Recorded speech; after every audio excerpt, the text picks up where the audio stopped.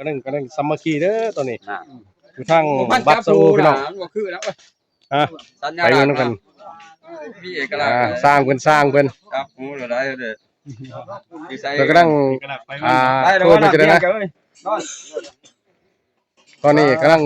สีมุ่งบัดบ้านสะโอเมืองกรุงศรีดลแข็งสารวัตรพี่น้องเด้อฝากกดไลค์กดแชร์นะฝากคำบูบ้านหน้าพี่น้องกองปลายทั้ง Facebook ทั้ง YouTube กะทั้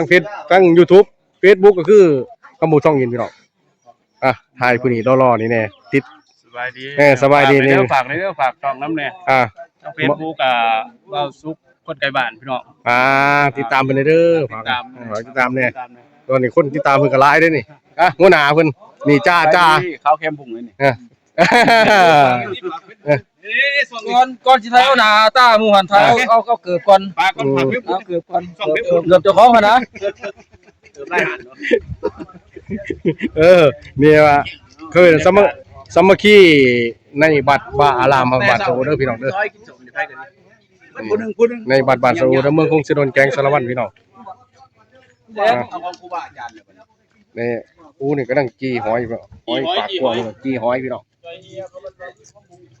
กินยากเลยพี่น้องเด้อจะได้กับฝากกดไลค์กดแชร์นะนี่ใครอยากสนับสนุนทั้งบัดบ้านโซได้พี่น้องกองไปกษัตริย์บัดบ้านโซเด้อพี่น้องเด้อพี่น้องทั้งอเมริกาเด้อทั้งยุโรป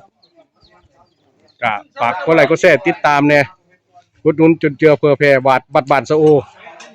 ให้เพิ่นอยู่วันเช้าพระอาจารย์ศาสนาเด้อพี่น้องนี่คือประเทศลาวเด้อพี่น้องเด้อยังสิไปสู่กินสมพี่น้องโอ้มะขามอ่อนเสร็จกดจ้างเห็นบ่เห็นน่ะมันไหลไหลก็แดกบ้านมอเข้มเลยพี่น้องเอ้ยฝากกดไลค์กดแชร์นะคลิปนี้ก็พอสำเร็จแล้วพี่น้องเข้ามาสบายดี